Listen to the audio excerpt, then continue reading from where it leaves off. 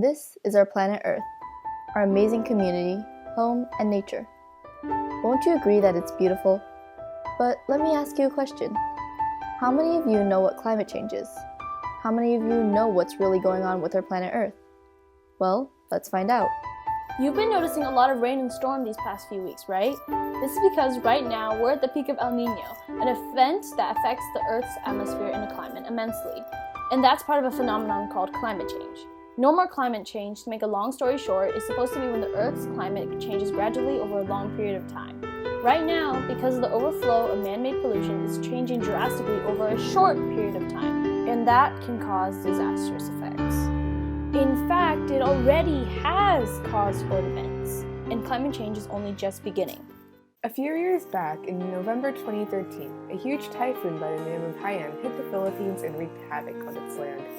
Many provinces are placed in a condition of national calamity, and 1.9 million people were homeless after Typhoon Haiyan. More than 10,000 people are deemed dead after the devastating event. So many lives lost. All because of something we could have prevented long ago. All because of climate change. What if more events like this happen? What if the Philippines, whose people have just begun healing and standing back up from this horrific blow, get hit with such a violent storm again? In fact, there's evidence that this won't be the last storm that the Philippines has to struggle through. So many other parts of Earth are suffering too. Not just humans and lands, but creatures and their homes are disappearing at an alarming rate.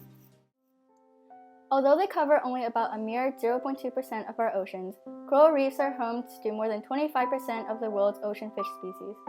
Warming oceans caused by increased levels of carbon dioxide are causing the coral's source of food, zooxanthellae, to detach from and leave coral tissue. Without zooxanthellae, the coral will become white or bleached. Bleached coral are more prone to disease and much weaker.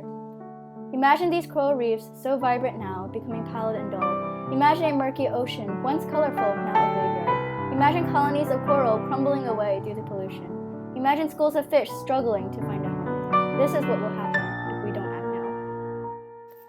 As you may know, the human population today relies on fossil fuels to run their lives. Cars, factories, electricity, all of these and more release greenhouse gases into the air. In fact, the atmosphere has more than 400 parts per million of greenhouse gases already, which is the highest we've ever reached in the past 650,000 years. Such a large amount. But why does this matter? What does it do?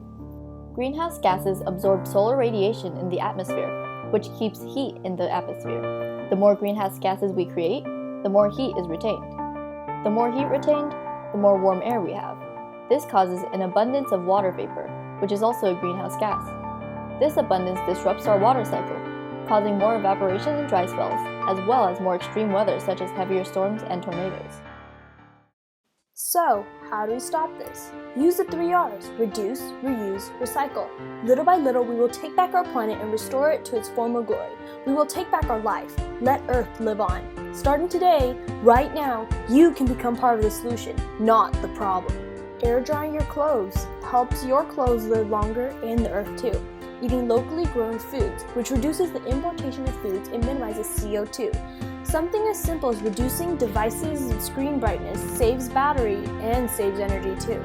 There are countless ways to help stop climate change and defeat the enemy before it grows too large. It will affect our life, our home, and our Earth and our planet. The heat rising the past decade, the melting glaciers and the rising storms, Typhoon Haiyan in the Philippines, this drought, these lakes in Bolivia all dried out. It's not a coincidence, it's not fiction, it's climate change. And we need to take action now, so that someday, we and our future generations will have a home to live in, a life to live out, a planet Earth to call ours. We will fight this war against climate change, and we will win. So you see, anyone and everyone can help. If we work together, we can save our Earth from this climate change. Join the battle so we can win the war. Mr. President, in Doha, we asked, if not us, then who? If not now, then when? If not here, then where? But here, in Warsaw, we may very well ask these same forthright questions. What my country is going through as a result of this extreme climate event is madness.